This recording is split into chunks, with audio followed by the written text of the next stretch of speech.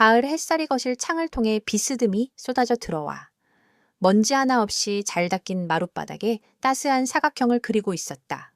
이수진 여사는 조심스러운 손길로 난초 잎사귀에 앉은 미세한 먼지를 부드러운 헝겊으로 닦아내고 있었다. 그녀의 움직임 하나하나에는 오랜 세월 몸에 밴 정갈함과 평온함이 깃들어 있었다. 서울 근교. 작은 정원이 딸린 이 2층 집은 남편 박민준이 평생을 바친 직장에서 정년 퇴직한 후 두 부부가 안식처로 삼은 곳이었다. 도시의 소음에서 벗어나 흙을 만지고 계절의 변화를 느끼며 살아가는 노년의 삶. 적어도 겉보기에는 더할 나위 없이 평화로워 보였다. 여보, 아침 드세요. 된장찌개 냄새가 아주 구수하게 잘 됐어요. 수진의 목소리는 그녀의 손길만큼이나 부드러웠다. 그녀는 남편이 신문을 읽고 있을 서재를 향해 다정하게 말했다. 잠시 후 박민준이 모습을 드러냈다. 이른의 나이가 무색하게 그의 걸음걸이는 반듯했고 등은 꼬듯했다. 희끗희끗한 머리카락은 단정하게 빗어 넘겼고 낡았지만 깨끗하게 다려입은 면바지와 셔츠는 그의 성품을 대변하는 듯했다. 그는 신문을 접어 식탁 한쪽에 반듯하게 놓은 뒤 아내가 차려놓은 소박하지만 정갈한 아침상 앞에 앉았다. 냄새가 좋군. 그의 목소리는 낮고 차분했다. 평생을 과묵하게 살아온 그는 말이 많은 편이 아니었다. 하지만 그의 몇 마디 안 되는 말 속에는 아내에 대한 고마움과 애정이 담겨 있음을 수지는 알고 있었다. 두 사람은 말없이 식사를 시작했다. 숟가락과 그릇이 부딪히는 소리. 창밖에서 들려오는 이름 모를 새의 지저김이 식탁 위에 정적을 채웠다. 그것은 어색한 침묵이 아니라 수십 년을 함께 해온 부부만이 누릴 수 있는 편안하고 익숙한 침묵이었다. 수지는 맞은편에 앉은 남편을 물끄러미 바라보았다. 남들은 모두 무뚝뚝하고 재미없는 사람이라고 했지만 그녀는 알고 있었다. 저 깊은 눈 속에 얼마나 많은 생각과 감정이 소용돌이치는지. 저 무표정한 얼굴 뒤에 얼마나 큰 책임감과 무게를 짊어지고 살아왔는지를. 국가를 위해 일한다는 막연한 자부심 외에는 자신의 일에 대해 한 번도 자세히 이야기한 적 없는 남편이었다. 그저 그의 서재에 꽂힌 낡은 역사책과 군사전략 서적들. 그리고 가끔씩 밤늦도록 무언가를 골똘히 생각에 잠겨있던 그의 뒷모습으로 남편의 삶의 궤적을 어렴풋이 짐작할 뿐이었다. 평화로운 식사는 한 통의 전화벨 소리로 깨졌다. 오전 10시. 이 시간이면 을에 걸려오는 전화였다. 수지는 반가움과 불안감이 뒤섞인 표정으로 자리에서 일어나 거실에 놓인 전화기를 들었다. 응, 아들. 아침은 먹었고? 수화기 너머로 아들 박지훈의 목소리가 들려왔다. 언제나처럼 쾌활함을 가장한 그러나 어딘지 모르게 조급함이 묻어나는 목소리였다. 네, 어머니. 아침요 대충 빵으로 때웠죠. 요즘 사업 때문에 정신이 없어서요. 두 분은 식사하셨어요. 아버지도 옆에 계시고요. 그럼 네 아버지는 아침 거르는 법이 없지. 방금 밥상에서 일어나는 길이다. 수지는 애써 밝은 목소리로 대답하며 식탁에 앉은 남편의 눈치를 살폈다. 민주는 미동도 없이 숭늉 그릇을 들고 있었지만 그의 귀는 분명 거실의 전화통화에 쏠려 있었다. 그의 젓가락질이 아주 미세하게 거의 알아차릴 수 없을 정도로 잠시 멈칫했다. 지훈의 서두는 길었다. 부모님의 안부를 묻고 날씨 이야기를 하고 자신의 아내인 서연과 아이들 소식을 전했다. 하지만 수지는 이 모든 것이 본론으로 들어가기 위한 불필요한 포장이라는 것을 직감하고 있었다. 아들의 목소리, 톤이 미묘하게 바뀔 때마다 그녀의 심장은 조그맣게 내려앉았다. 어머니, 다름이 아니라 드디어 올 것이 왔다. 수지는 마른 침을 삼켰다. 이번에 정말 좋은 투자건이 하나 생겼는데 자금이 조금 부족해서요. 정말 확실한 건이라. 이번만 잘 넘기면 그동안 어머니, 아버지 고생시킨 거 한 번에 다 갚을 수 있어요. 제가 두 분 해외여행도 보내드리고 며느리가 어머니 모시고 백화점 가서 명품백도 사드리고. 지훈의 목소리는 꿀처럼 달콤했지만 그 속에는 날카로운 갈고리가 숨어 있었다. 수진의 마음속 가장 약한 부분을 파고드는 말들이었다. 자식의 성공, 그리고 그 성공을 통해 보답받고 싶은 부모의 마음. 그래서 말인데 어머니 혹시 아주 잠시만 융통해 주실 수 없을까요? 금액이 크지는 않아요. 딱 5천만, 아니 3천만이라도 급한 불은 끌 수 있을 것 같은데. 수진의 얼굴에서 핏기가 가셨다. 또 돈 이야기였다. 지난달에도, 지지난달에도 비슷한 레퍼토리였다. 이번이 마지막이라는 말과 함께 시작되는 간절한 호소. 그녀의 남편 퇴직금은 그렇게 아들의 확실한 투자건이라는 밑빠진 독에 야금야금 부어지고 있었다. 지훈아, 지난번에도 그게 마지막이라고 하지 않았니? 내 아버지 퇴직금. 이제 정말 얼마 남지 않았어. 우리 노후 자금인데. 수진의 목소리가 가늘게 떨렸다. 하지만 아들은 그 떨림을 아랑곳하지 않았다. 아, 어머니. 정말 이번이 마지막이라니까요. 제가 어머니. 아버지를 어떻게 보고 그런 거짓말을 하겠어요. 이건 차원이 달라요. 제가 지금껏 했던 사업이랑은 비교도 안 되는 규모라고요. 이것만 성공하면. 정말이에요. 지훈의 목소리는 점점 더 커지고 절박해졌다. 마치 지금 당장 돈을 보내주지 않으면 세상이 무너질 것처럼 호들갑을 떨었다. 수지는 머리가 아파왔다. 한쪽에서는 안 된다고 소리치는 이성이. 다른 한쪽에서는 어떻게든 아들을 돕고 싶은 모성애가 격렬하게 충돌했다. 그때였다. 식탁에 앉아있던 민준이 조용히 숭늉 그릇을 내려놓았다. 탁! 하는 작은 소리였지만 그 순간 거실의 공기가 얼어붙는 듯했다. 그는 자리에서 일어나 수진에게 다가왔다. 그리고 아무 말 없이 수화기를 가리켰다. 바꿔달라는 무언의 신호였다. 수진은 망설였지만 남편의 단호한 눈빛을 거역할 수 없었다. 그녀는 떨리는 손으로 수화기를 남편에게 건넸다. 바꿔줄게. 아버지가... 민주는 수화기를 건네받았다. 그는 아들의 다급한 목소리가 새어나오는 수화기를 잠시 들여다본 후 자신의 귀에 가져다 댔다. 나다. 그의 목소리는 얼음장처럼 차가웠다. 수화기 너머의 지훈이 순간적으로 말을 잃은 듯했다. 아버지. 안녕하셨어요. 제가 어머니랑 용건만 말해라. 민준의 말은 칼로 자르듯 간결했다. 지훈의 변명과 수식어를 단칼에 베어버렸다. 근데 그게 사업 자금이 좀 필요해서요. 어머니께 방금 말씀드렸는데 지난달 가져간 돈은 어떻게 됐나? 베트남 신재생 에너지 사업에 투자한다고 했지. 수익률이 최소 30%라고 큰소리치던 그 사업 말이다. 민주는 정확하게 기억하고 있었다. 날짜와 사업명, 그리고 아들이 말했던 예상 수익률까지. 그의 기억력은 단순한 기억이 아니었다. 그것은 모든 정보를 분석하고 저장하는 훈련된 자의 습관이었다. 그건 지금 순조롭게 진행 중이고요. 아버지, 이건 또 다른 건입니다. 더 확실한 순조롭게 진행 중인 사업에 왜 추가 자금이 필요하지? 그리고 지난번에는 그 돈이 마지막이라 했다. 네가 말하는 마지막의 유효기간은 한 달인가? 민준의 목소리는 어조에 변화가 없었지만 그가 던지는 질문들은 비수처럼 날카로웠다. 지훈은 제대로 된 답변을 하지 못하고 우물쭈물했다. 그게 아버지, 사업이라는 게 항상 변수와 거짓말은 다른 것이다. 내 통장 내역? 내가 못 볼 것 같으냐. 그 한마디에 수화기 너머에서는 완전한 침묵이 흘렀다. 수지는 깜짝 놀라 남편을 쳐다보았다. 아들의 통장 내역이라니. 남편이 언제 그런 것까지 확인했단 말인가? 그녀는 남편이 그저 집에서 화초를 가꾸고 신문을 읽으며 소희라는 평범한 은퇴자라고만 생각했다. 민주는 아들의 대답을 더 이상 기다리지 않았다. 돈 없다. 다시는 이 일로 내 어머니 힘들게 하지 마라. 그리고 네가 지금 무슨 짓을 하고 다니는지 나는 다 알고 있다. 명심해라. 내 인내심에도 한계가 있다는 걸. 말을 마친 민주는 지훈이 무언가 더 말할 기회조차 주지 않고 수화기를 내려놓았다. 철컥 하는 소리와 함께 전화는 끊겼다. 거실에는 무거운 침묵이 감돌았다. 수지는 창백한 얼굴로 남편을 바라보았다. 그녀의 눈에는 원망과 두려움, 그리고 혼란이 뒤섞여 있었다. 여보, 어떻게 그렇게 매정하게 해? 지훈이가 얼마나 힘들면 저러겠어요. 그리고 당신, 지훈이 통장은 어떻게... 저 녀석이 힘든 게 아니라 저 녀석 때문에 힘들어질 사람들이 많아지는 게 문제요. 민주는 아내의 말을 자르며 나지막이 말했다. 그는 창가로 다가가 밖을 내다보았다. 가을 하늘은 더없이 맑고 푸르렀지만 그의 눈에는 무거운 그림자가 드리워져 있었다. 당신은 저 녀석의 말을 믿소 매번 마지막이라고 하면서 그럴듯한 사업 계획을 늘어놓지만 단 한 번이라도 수익금을 가져온 적이 있던가 빚만 늘었지. 그래도 부모인데 어떻게 모른 척해요. 밖에서 사고 치는 것보다 낫지 않아요?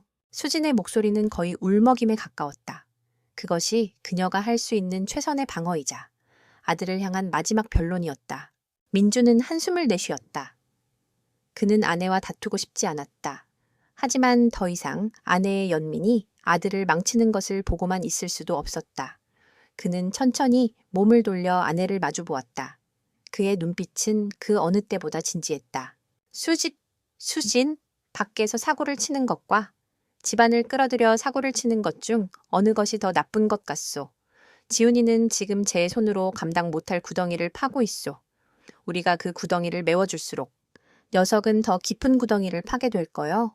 그러다 언젠가는 우리 모두가 그 구덩이에 빠지게 될 테지. 그는 서재로 발걸음을 옮겼다. 그의 뒷모습은 평소보다 더 단단하고 고독해 보였다. 수지는 자리에 주저앉아 조용히 눈물을 흘렸다. 남편의 말이 맞다는 것을 머리로는 알고 있었지만 가슴으로는 받아들일 수가 없었다. 내 자식이 망가져가는 것을 지켜봐야 한다는 것은 어미에게는 사형선고나 다름없었다. 서재에 들어선 민주는 창가에 서서 정원을 내려다보았다. 수진이 정성껏 가꾼 국화가 노랗고 하얗게 만발해 있었다. 평화로운 풍경이었다. 하지만 그의 머릿속은 복잡한 생각들로 가득 차 있었다. 그는 책상 서랍을 열어 낡은 수첩 하나를 꺼냈다. 그 안에는 암호처럼 보이는 숫자와 단어들이 빼곡히 적혀 있었다. 그가 며칠 밤에 걸쳐 아들의 행적을 추적하며 정리한 기록들이었다. 아들의 회사 등기부 등본, 관련 인물들의 신상 정보, 의심스러운 자금의 흐름. 그는 수첩을 넘기며 아들, 박지훈의 이름을 나지막이 읊조렸다. 그 이름에 담긴 것은 더 이상 아버지의 애정이 아니었다. 그것은 오랜 경력의 조사관이 위험한 용의자를 바라보는 것과 같은 차갑고 객관적인 시선이었다. 균열은 이미 시작되었다. 그리고 그는 그 균열이 집 전체를 무너뜨리기 전에 무언가 결단을 내려야 한다는 것을 예감하고 있었다. 조용하고 평화롭던 노년의 삶에 곧 거대한 폭풍이 몰아치려 하고 있었다. 며칠이 흘렀다. 그날 아들과의 껄끄러운 통화 이후 박민준과 이수진 부부의 집에는 눈에 보이지 않는 서리가 내린 듯했다. 수진은 애써 평소처럼 행동하려 노력했다. 정원을 가꾸고 집안을 쓸고 닦고 남편을 위해 정성껏 식사를 준비했다. 하지만 그녀의 웃음 끝에는 늘 작은 한숨이 매달려 있었고 설거지를 하다가도 창밖을 보며 멍하니 서 있는 시간이 길어졌다. 아들에 대한 걱정과 남편에 대한 원망이 그녀의 마음속에서 안개처럼 피어올랐다 거치기를 반복했다. 민주는 그런 아내의 모습을 묵묵히 지켜볼 뿐이었다. 그는 더 이상 그날의 통화에 대해 언급하지 않았다. 아침이면 신문을 읽고 낮에는 서재에서 책을 읽거나 낡은 라디오를 분해했다 조립하며 시간을 보냈다. 그의 일상은 조금도 변하지 않은 것처럼 보였다. 하지만 수지는 느낄 수 있었다. 남편의 침묵이 평소의 과묵함과는 다른 폭풍 전야의 고요함처럼 무겁고 단단한 성질의 것임을. 그의 시선은 신문 활자 위에 머물러 있었지만 그의 모든 신경은 집 안팎의 미세한 공기의 흐름까지 감지하고 있는 듯했다.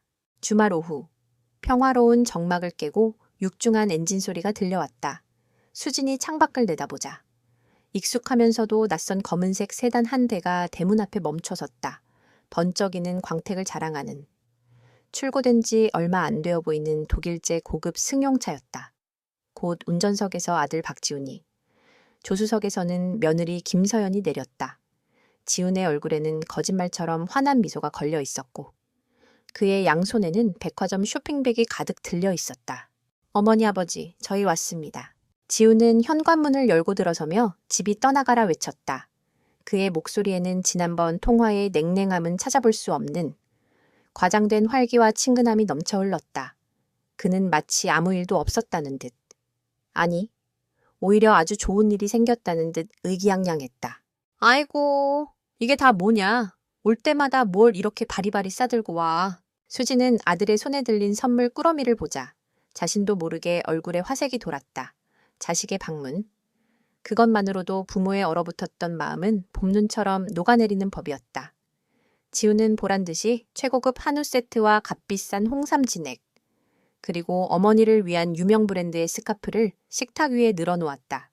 헤이! 이 정도 가지고 뭘 그러세요? 아들이 이 정도도 못 해드립니까? 이거 다 서연이가 어머니 생각해서 직접 고른 겁니다. 지우는 넉살 좋게 웃으며 아내 서연의 어깨를 감쌌다. 서연은 어색하게 웃으며 고개를 숙였다. 어머님, 아버님, 잘 지내셨어요? 그녀의 목소리는 기어들어갈 듯 작았고 시아버지를 정면으로 마주치지 못하고 시선을 내리깔았다.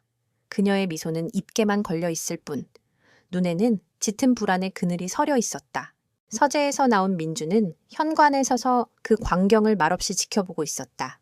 그의 시선은 아들의 화려한 선물이나 과장된 몸짓이 아닌 아들이 손목에 참 번쩍이는 새 시계와 며느리의 불안한 눈빛, 그리고 문 밖에 세워진 낯선 채 잠시 머물렀다. 그는 짧게 고갯짓으로 인사를 대신하고는 소파에 앉아 신문을 펼쳤다.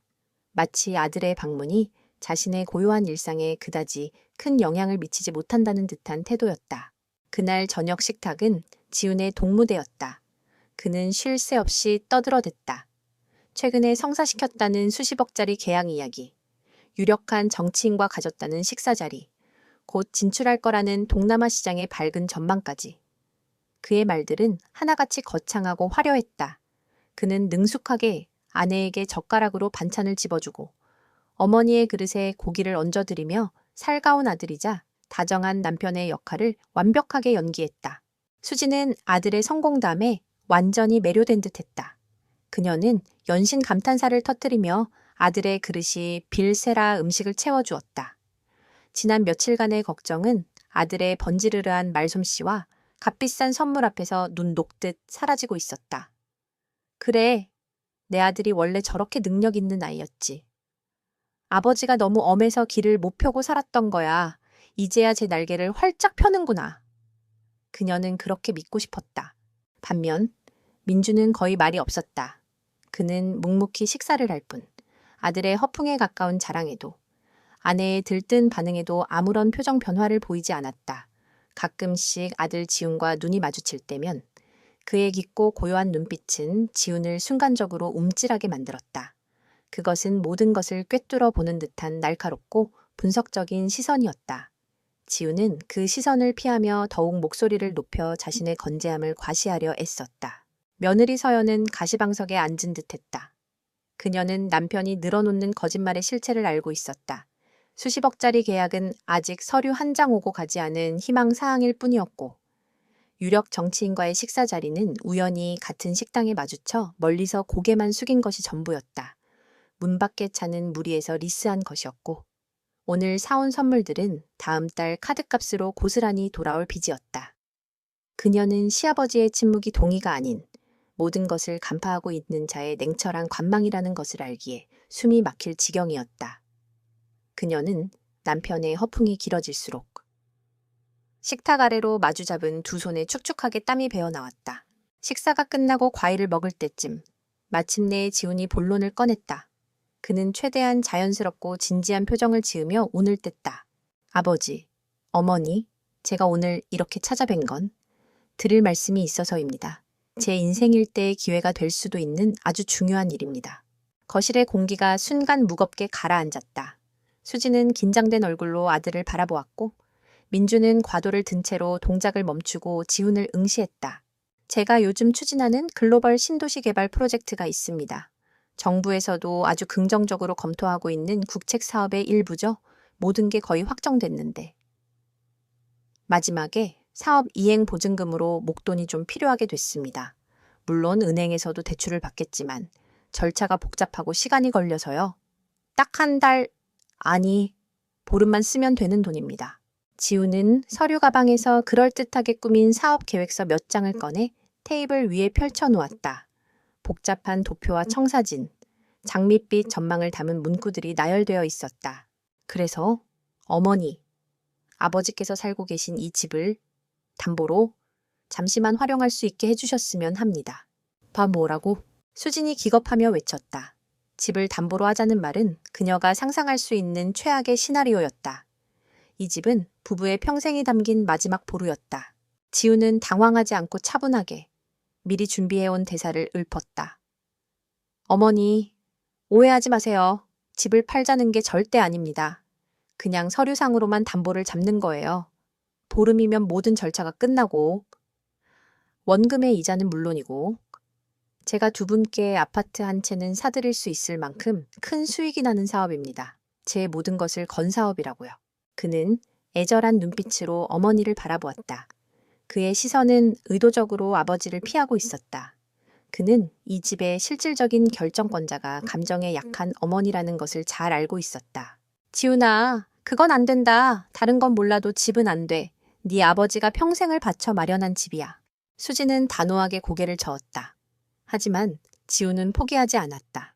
어머니, 제발 제 말 좀 믿어주세요. 제가 불효자인 건 알지만 부모님 집까지 위험하게 만들 만큼 막대 먹은 놈은 아닙니다. 이번 한 번만, 딱 한 번만 저를 믿고 밀어주시면 제가 정말 효도하면서 살겠습니다. 지훈의 목소리는 점점 더 커졌고 감정에 호소하는 연기는 절정에 달했다. 수진의 마음이 흔들리기 시작했다. 아들의 저 간절한 눈빛을 외면해도 되는 걸까? 정말로 이번이 마지막 기회라면 그때까지 아무 말 없이 과일만 깎고 있던 민준이 입을 열었다. 사업계획서 이리 줘 보거라. 그의 목소리는 여전히 낮고 차분했지만 그 안에는 누구도 거스를 수 없는 무게가 실려 있었다. 지우는 순간 흠칫했지만 애써 태연한 척하며 서류를 아버지에게 건넸다. 민주는 사과를 깎던 과도를 내려놓고 서류를 받아들었다. 그는 안경 너머에 날카로운 눈으로 서류를 훑어보기 시작했다. 그의 손가락은 정확하게 핵심적인 수치와 조항들을 짚어나갔다. 거실에는 종이 넘어가는 소리만이 들렸다. 지훈의 이마에 식은땀이 배어나오기 시작했다. 몇 분의 시간이 흐른 후 민준이 드디어 입을 열었다. 그는 서류에서 눈을 떼지 않은 채 물었다. 프로젝트 총괄 시행사 이름이 유성 파트너스라고 되어 있구나. 자본금 5억짜리 신생 회사고 회사인데 수천억 규모의 국책 사업을 주관한다. 아, 그건 페이퍼 컴퍼니고 실제로는 뒤에 대기업 컨소시엄이 있습니다. 지훈이 허둥지둥 대답했다. 캐언소시엄에 참여한다는 대기업 이름은 왜 하나도 명시되어 있지 않지 의향서 한 장이라도 첨부되어 있어야 하는 것 아닌가. 그건 아직 대회비라 계약이 완료되면 공개될 겁니다. 난측대치책대기 아마 즉단전 좋다. 그럼 사업부지 매입 현황을 보자. 여기 적힌 주소지는 현재 그린벨트로 묶여있는 임야인데 어떻게 신도시 개발 허가가 났다는 거냐? 국토부 고시 자료에는 그런 내용이 없던데. 민준의 질문은 점점 더 구체적이고 집요해졌다. 그는 단순한 은퇴 노인이 아니었다. 그의 질문 하나하나는 수십 년간 정보와 데이터를 분석해온 전문가의 예리함 그 자체였다. 지훈이 내민 사업 계획서는 그런 그의 눈앞에서 허술한 논리의 민낯을 그대로 드러내고 있었다. 그건 곧 해제될 예정입니다. 내부 정보라서 지훈의 목소리는 점점 작아졌고 얼굴은 하얗게 질려갔다. 그는 아버지가 이 정도로 치밀하게 파고들 것이라고는 예상하지 못했다. 마침내 민주는 서류에서 고개를 들고 아들을 똑바로 쳐다보았다. 그의 눈빛은 차갑게 빛나고 있었다. 아들아, 사기에도 최소한의 격식이라는 게 있는 법이다. 네가 지금 내 앞에 가져온 건 길거리 약장수도 비웃을 수준의 조잡한 종이 쪼가리에 불과해. 아버지 말씀이 너무 심하시잖아요. 제가 어떻게 아버지한테 사기를... 거동. 지훈의 얼굴이 울그락불그락해졌다. 그의 거짓말이 탄로 나자 그는 분노로 자신의 수치심을 감추려 했다. 네가 나를 속이려 한 게 아니라 네 스스로가 이 거짓말에 속아 넘어가고 있는 것이겠지. 내 능력 밖에 허황된 욕심에 눈이 멀어서 말이다. 민주는 자리에서 일어났다. 그리고는 사업 계획서를 반으로 접어 지훈의 가슴팍에 던져주었다. 가지고 돌아가거라. 그리고 다시는 이 집을 담보로 삼을 생각 따위는 하지 마라. 이 집은 돈이 아니라 나와 내 어머니의 시간이 담긴 곳이다. 너 같은 놈에게 헐값에 넘겨줄 시간은 단 한순간도 없어. 아버지! 지훈은 모욕감에 소리쳤다. 그의 눈에는 아버지에 대한 존경심 대신 원망과 증오가 이글거렸다. 애써 연기하던 효자의 가면이 산산조각나고 탐욕과 열등감에 사로잡힌 본 모습이 드러나는 순간이었다. 수지는 어쩔 줄 몰라 하며 남편과 아들 사이에서 안절부절 못했다. 지우는 거칠게 숨을 몰아쉬더니 서연의 팔을 잡아 끌었다. 일어나가자. 이런 집구석 더 이상 있을 필요 없어. 그는 선물로 가져왔던 것들은 거들떠보지도 않고 아내를 끌고 현관으로 향했다. 문이 쾅 닫히는 소리와 함께 자동차 엔진이 굉음을 내며 멀어졌다. 거실에는 값비싼 선물 꾸러미들만이 덩그러니 남겨졌다. 화려한 포장지와 그 안에 담긴 내용물들은 방금 전의 소란이 마치 한바탕의 저급한 연극이었음을 증명하는 소품처럼 보였다.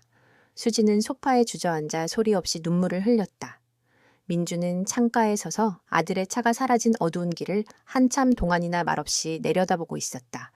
집안을 가득 채운 침묵은 이제 돌이킬 수 없을 만큼 깊어진 가족의 균열을 보여주고 있었다.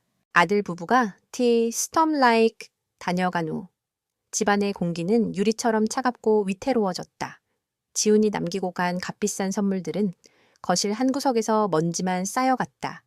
수지는 그것들을 치울 수도, 그렇다고 들여놓을 수도 없어 그저 애물단지처럼 바라볼 뿐이었다.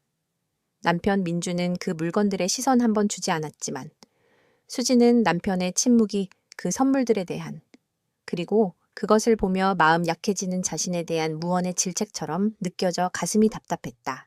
폭풍의 서막은 전화벨 소리와 함께 시작되었다. 이제 지우는 더 이상 아버지와 대면하려 하지 않았다. 그의 집요한 공격은 오직 어머니, 이수진이라는 가장 약한 고리를 향해 쏟아졌다. 첫 번째 전화는 새벽녘에 걸려왔다. 잠결에 비몽사몽 전화를 받은 수진의 귀에 아들의 흐느끼는 소리가 파고들었다. 어머니, 저 지훈이에요? 흐흑. 지훈아, 왜 그래? 무슨 일이야? 수진의 잠이 순식간에 달아났다. 어머니, 제가 다 잘못했어요. 아버지 앞에서 그렇게 대들면 안 되는 거였는데 제가 너무 힘들어서 그랬어요. 이제 정말 다 끝났어요. 어머니, 회사 넘어갈 것 같아요. 오늘 내일에요. 지훈의 울음소리는 어미의 심장을 칼로 저미는 듯했다. 수지는 옆에서 자는 남편이 깰까봐 목소리를 낮추며 아들을 달랬다. 진정하고 말해봐. 아들, 무슨 일인데 그래. 투자가 막혔어요. 아버지께서 그렇게 반대하시니. 저를 믿어주는 사람이 아무도 없어요. 사채업자들이 매일같이 회사로 찾아와요. 서연이도, 아이들도 무서워서 집에 못 들어가고 있어요. 어머니, 저 그냥 이대로 죽어버릴까요? 제가 죽으면 이 모든 빚도 다 사라지는 거겠죠? 그런 체크 끔찍한 소리 하지 마라. 수지는 저도 모르게 비명을 질렀다. 옆에서 자던 민준이 미동하는 것이 느껴졌다. 그녀는 황급히 몸을 일으켜 거실로 나가 문을 닫았다. 지훈아, 제발 그런 생각하지 마. 엄마가 어떻게든 해볼게. 응, 어떡해요? 아버지께서는 저를 자식으로도 생각 안 하시는데 방법은 하나뿐이에요. 어머니만이 저를 살릴 수 있어요. 제발 한 번만. 아들의 애원은 처절했다. 수진의 마음은 갈갈이 찢어졌다. 전화를 끄는 그녀는 동이 터오는 새벽의 푸른빛 속에서 뜬 눈으로 시간을 지새웠다. 남편의 말이 옳다는 것을 이성적으로는 알았지만 죽음까지 운운하는 아들을 외면할 수는 없었다. 그날 이후 지훈의 공세는 더욱 집요해졌다. 이제는 전화뿐만이 아니었다. 그의 문자 메시지가 수시로 수진의 낡은 휴대폰을 울렸다. 어머니, 사무실에 빨간 딱지가 붙었어요. 이제 저는 어디로 가야 합니까? 라는 글과 함께 그럴듯하게 조작된 사진이 날아왔다. 서연이가 충격으로 쓰러져서 병원에 입원했습니다. 아이들은 제가 돌보고 있는데 눈앞이 캄캄합니다. 라는 거짓말도 서슴지 않았다. 급기야 늦은 밤에는 낯선 번호로 전화가 걸려왔다.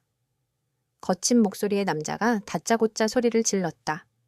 박지훈 씨, 어머니 되시죠? 당신 아들 당장 안 갚으면 어떻게 되는지 아시죠? 집 주소 다 알고 있으니까 그리하쇼.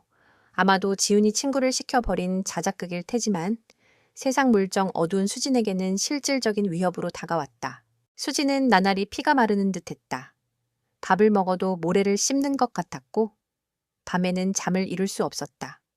그녀는 남편의 눈을 피해 안방 장롱 깊숙한 곳에 넣어둔 집문서와 인감도장을 몇 번이고 꺼내보았다. 남편 몰래 은행에 가서 상담이라도 받아볼까 하는 위험한 생각이 머릿속을 떠나지 않았다. 아들을 살려야 한다는 생각과 남편을 배신할 수 없다는 죄책감 사이에서 그녀의 영혼은 시들어갔다. 수진이 아들의 거짓된 비극에 빠져 허우적거리는 동안 남편 박민주는 고요하게 움직이고 있었다. 그의 서재는 더 이상 은퇴한 노인의 소일거리를 위한 공간이 아니었다. 그곳은 치밀한 정보 분석과 작전 계획이 수립되는 보이지 않는 전쟁의 사령부였다. 어느 날 오후, 그는 서재에 두꺼운 커튼을 치고 낡은 다이얼 전화기로 어딘가에 전화를 걸었다. 신호음이 몇 번 울린 뒤 중후한 남자의 목소리가 들려왔다. 대책 말씀하십시오. 나다? 뭘 사고? 민준의 입에서 나온 불사조라는 단어는 그의 평소 말투와는 전혀 다른 서늘하고 예리한 금속성을 띠고 있었다. 수화기 너머의 남자는 잠시 숨을 멈추는 듯 하더니 이내 한껏 격앙되면서도 깍듯한 목소리로 답했다. 국장님, 정말 국장님이십니까? 살아계셨군요. 조용히, 옛날 이야기는 나중에 하지. 자네, 지금 금융정보분석권 FIU에 있다고 들었다. 네, 맞습니다. 국장님께서 심어주신 나무 아직 튼튼하게 잘 자라고 있습니다. 좋아, 알아볼 게 있다. 유성 파트너스라는 회사다. 대표는 박지훈. 최근 자금 흐름과 관련 투자자 명단, 그리고 배후에 누가 있는지 비공식적으로 아주 조용하게 알아봐 주게. 내 이름은 절대 거론되면 안 된다. 알겠습니다. 국장님, 제 모든 것을 걸고 처리하겠습니다. 전화는 짧고 간결하게 끝났다. 민주는 수화기를 내려놓고 눈을 감았다. 불사조, 그것은 그가 현역 시절 가장 위험하고 비밀스러운 공작을 수행할 때 사용했던 암호명이었다. 수십 년 만에 다시 꺼내든 이름은 씁쓸했지만 지금은 감상에 젖어 있을 때가 아니었다. 며칠 뒤 약속된 장소인 낡은 기원 치유엔에서 민주는 옛 부하를 만났다. 이제는 금융정보분석권의 고위 간부가 된 그는 민준 앞에 두툼한 서류 봉투를 내려놓으며 고개를 숙였다. 교육장님, 요청하신 자료입니다. 생각보다 질이 아주 좋지 않습니다. 민주는 말없이 봉투를 열었다. 그 안에는 유성 파트너스의 실체에 대한 보고서가 들어 있었다. 아들 지훈이 내세웠던 글로벌 신도시 개발 프로젝트는 애초에 존재하지도 않는 유령 프로젝트였다. 지훈은 그럴듯한 사업 계획서를 미끼로 주로 은퇴 자금이 급한 노인들이나 소액 투자자들을 끌어모으고 있었다. 투자금은 대부분 지훈과 그의 공범 몇몇의 개인 계좌로 흘러들어가 고급차를 리스하고 유흥비로 탕진되고 있었다. 전형적인 폰지 사기, 폰지 스킴의 수법이었다. 피해자 명단에는 민준이 평생을 지켜온 평범한 소시민들의 이름이 빼곡했다. 민준은 서류를 한 장 한 장 넘길 때마다 얼굴이 돌처럼 굳어갔다. 이것은 단순히 철없는 아들의 사업 실패가 아니었다. 명백한 범죄였다. 타인의 고통을 양분 삼아 자신의 허영심을 채우는 가장 악질적인 약탈 행위였다. 분노보다 더 깊은 곳에서 차가운 결심이 솟아올랐다. 이 문제는 더 이상 가족의 테두리 안에서 해결할 수 있는 일이 아니었다. 아들의 죄는 법의 심판대 위에서 그 대가를 치르게 해야만 했다. 그날 저녁, 수지는 남편이 저녁 산책을 나간 틈을 타 마침내 결심을 굳혔다. 그녀의 손은 가늘게 떨리고 있었다. 아들이 오늘 아침, 이것이 정말 마지막 기회라며 오늘 자정까지 돈을 막지 못하면 모든 것을 포기하겠다고 최후 통첩을 해왔기 때문이었다. 그녀는 더 이상 버틸 힘이 없었다. 그녀는 안방 장롱을 열고 깊숙이 숨겨두었던 나무 상자를 꺼냈다. 상자 안에는 붉은 보자기에 쌓인 집문서와 인감도장이 들어있었다. 이것만 있으면 아들을 살릴 수 있다. 남편에게는 나중에 무릎 꿇고 빌면 된다. 평생을 죄인으로 살아도 좋다. 아들만 살릴 수 있다면. 수지는 집문서를 가슴에 품고 현관으로 향했다. 그녀의 심장은 금방이라도 터져나올 듯 격렬하게 뛰고 있었다. 문고리를 잡으려 손을 뻗는 순간 등 뒤에서 나지막한 목소리가 들려왔다. 어디 가는 거요? 수지는 심장이 멎는 듯한 충격에 온몸이 굳었다. 천천히 뒤를 돌아보자. 어둠이 내린 거실 소파에 남편 민준이 앉아 있었다. 그는 산책을 나가지 않았던 것이다. 창밖에 희미한 가로등, 불빛에 비친 그의 얼굴은 어떤 감정도 읽을 수 없는 그림자 속에 잠겨 있었다. 그는 모든 것을 알고 있다는 듯 그저 고요하게 아내를, 그리고 아내가 가슴에 품고 있는 것을 지켜보고 있었다. 폭발 직전의 고요함. 그것은 이제 막 그 위험한 정점의 끝에 서 있었다. 어디 가는 거요? 남편의 목소리는 어둠 속에서 울리는 둔탁한 종소리 같았다. 이수진은 그 자리에 얼어붙었다. 온몸의 피가 차갑게 식는 느낌이었다. 그녀는 삐걱거리는 인형처럼 천천히 몸을 돌렸다. 희미한 달빛과 가로등 불빛이 스며드는 거실. 남편 박민주는 그림자처럼 소파에 앉아 있었다. 그의 깊은 눈은 어둠 속에서도 형형하게 빛나며 아내의 손에 들린 것. 아니, 그녀가 가슴에 품고 있는 것을 정확히 응시하고 있었다. 여보! 수진의 목소리가 염소처럼 떨려 나왔다. 변명할 말을 찾으려 했지만 머릿속은 하얗게 비어버렸다. 그녀의 손에 들린 집문서가 천 근의 무게로 느껴졌다. 민주는 자리에서 일어나지 않았다. 그는 그저 고요하게, 그러나 모든 것을 꿰뚫는 시선으로 아내를 바라보며 다시 물었다. 그걸 가지고 지훈이에게 가려 했소. 그의 목소리에는 분노나 질책이 담겨 있지 않았다. 그래서 더 무서웠다. 그것은 모든 것을 예견한 자의 깊은 실망감과 슬픔이 밴 목소리였다. 수지는 결국 무너져 내렸다. 그녀는 그 자리에 주저앉아 아기처럼 목 놓아 울기 시작했다. 여보, 흐흑. 나 좀 살려줘요. 내가 어떻게 해야 할지 모르겠어요. 지훈이가 죽는다고 했단 말이에요. 오늘 밤이 마지막이라고. 흑, 내 아들이 죽는다는데. 내가 어민데 어떻게 가만히 있어요. 그녀는 집문서를 바닥에 내려놓고 두 손으로 얼굴을 감쌌다. 수십 년간 억눌러왔던 모든 서름과 고통이 한꺼번에 터져 나오는 듯했다. 민주는 천천히 자리에서 일어나 아내에게 다가갔다. 그는 아내의 옆에 조용히 쪼그려 앉아 그녀의 가늘게 떨리는 어깨를 투박한 손으로 감싸 안았다. 수진, 내가 당신 마음을 왜 모르겠소? 내 속이라고 편한 줄 아시오. 그의 목소리는 뜻밖의 부드러웠다. 하지만 그걸 지훈이에게 넘겨주는 것은 녀석을 살리는 게 아니오. 벼랑 끝에 서 있는 놈의 등을 떠미는 것과 같은 짓이야. 당신은 지훈이의 범죄의 공범이 되려 한 거요. 범죄라니요. 당신은 꼭 그렇게. 애가 사업하다 좀 힘들 수도 있는 거지. 어떻게 자기 자식한테 범죄자라고 말할 수 있어요. 수지는 남편의 품에서 벗어나며 원망스럽게 소리쳤다. 민주는 한숨을 내쉬었다. 더 이상 아내에게 진실을 숨길 수 없다고 판단했다. 지훈이가 돈을 끌어모으는 대상이 누군지 아오 대기업 부유한 투자자 아니오. 평생 모은 퇴직금으로 노후를 보내려는 우리 같은 늙은이들. 자식들 결혼 자금이라도 불려보려는 평범한 부모들이오. 지훈이는 지금 그 사람들의 피눈물을 빨아먹고 있는 거요. 당신이 지금 넘기려는 이 집도. 결국엔 그 사람들의 피눈물 위에 던져지는 것뿐이야. 그걸 알면서도 당신은 그 손을 들어주고 싶소. 수지는 아무 말도 할 수 없었다. 남편의 말은 비수처럼 그녀의 가슴에 박혔다. 그녀가 상상했던 아들의 모습과 남편이 말하는 현실 사이의 괴리는 너무도 컸다. 바로 그때였다. 쾅쾅쾅! 대문이 부서져라 두드리는 소리가 밤의 정적을 갈랐다. 두 사람은 쏘스라치게 놀라 현관 쪽을 바라보았다. 이어서 다급하고 거친 지훈의 목소리가 들려왔다. 어머니, 문 좀 열어보세요. 어머니 안에 계신 거 다 알아요. 빨리요. 수진의 얼굴이 하얗게 질렸다. 지훈이가 왔어요. 민준의 얼굴은 차갑게 굳어졌다. 열어주지 마시오. 하지만 지훈은 포기할 위인이 아니었다. 그는 비밀번호를 누르기 시작했다. 삑, 삑, 삑, 띠리리릭. 현관문 잠금 장치가 해제되는 소리가 들리고 문이 거칠게 열렸다. 박지훈이 온몸에 살기를 품은 채 들어섰다. 그의 머리는 헝클어져 있었고 눈은 핏발이 서 있었다. 술을 마셨는지 독한 술 냄새가 확 풍겨왔다. 그는 현관에 주저앉아 있는 어머니와 그녀 앞바닥에 놓인 집문서, 그리고 그들을 가로막고 선 아버지를 차례로 훑어보았다. 그의 눈이 집문서에 고정되었다.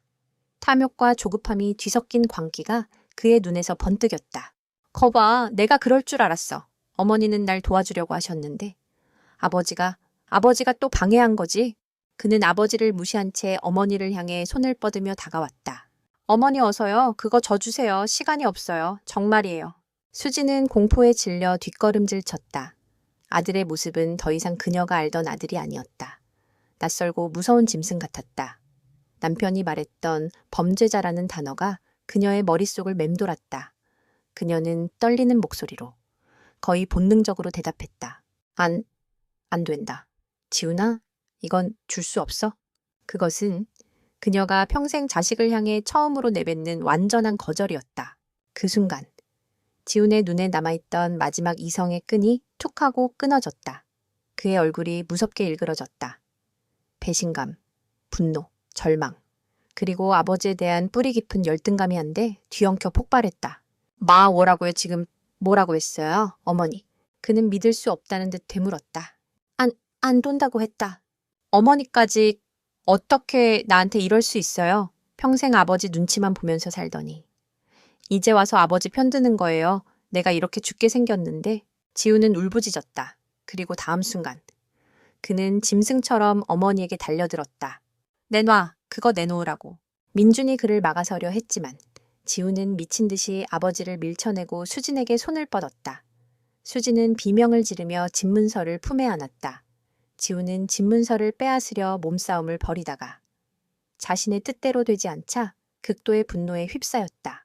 이게 다 누구 때문인데? 다 아버지 때문이야. 그리고 이젠 어머니까지. 그는 고함을 지르며 품에 안긴 집문서 대신 어머니의 멱살을 움켜쥐었다. 키읔! 수진의 입에서 짧은 비명이 터져나왔다. 세상이 순간 멈추는 듯했다. 시간의 흐름이 느려지고 모든 소리가 멀어졌다.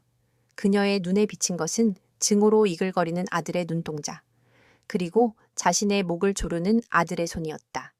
옷깃이 거칠게 잡아당겨지며 단추가 뜯겨 나가는 소리가 들렸다. 육체적인 고통보다 더한 영혼이 갈갈이 찢기는 듯한 몸열감이 그녀의 온몸을 덮쳤다.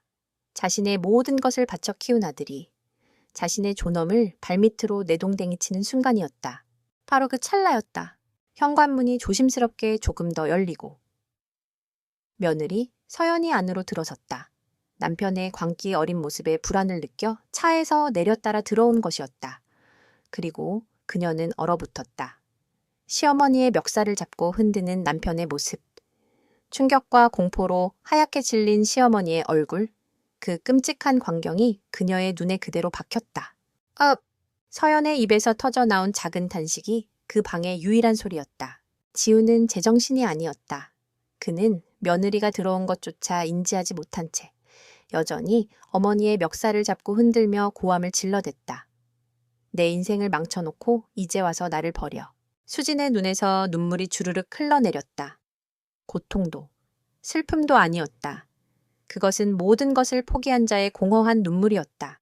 그 모든 광경을 아들 지훈에게 밀쳐진 후 다시 몸을 일으켜 세운 박민준이 지켜보고 있었다. 그의 얼굴은 더 이상 슬픔이나 실망의 빛을 띠지 않았다. 그의 눈은 마치 깊은 동면에 빠져있던 맹수가 수십 년 만에 깨어난 것처럼 차갑고 위험한 빛으로 번뜩이고 있었다. 분노를 넘어선 냉철한 결단의 빛이었다. 아버지라는 이름의 껍질이 깨지고 과거의 불사조가 수면 위로 떠오르는 순간이었다. 잠자는 사자가 마침내 눈을 뜨고 있었다. 시간이 멈췄다. 적어도 그 자리에 있는 세 여자, 이수진과 김서연. 그리고 그 순간만큼은 여자보다 어미였던 수진의 눈에는 그랬다. 아들의 손이 자신의 멱살을 움켜쥐는 그 찰나.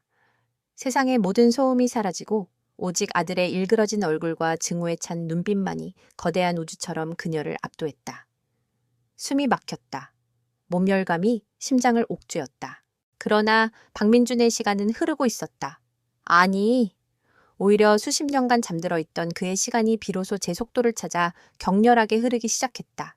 그는 분노하지 않았다. 소리치지도 않았다. 그의 움직임은 마치 잘 짜인 각본처럼 소름 끼칠 정도로 침착하고 효율적이었다. 그는 성큼성큼 두 걸음을 내디뎌 아들의 등 뒤로 접근했다. 짐승처럼 날뛰는 아들, 지우는 아버지가 바로 뒤에 섰다는 사실조차 인지하지 못했다.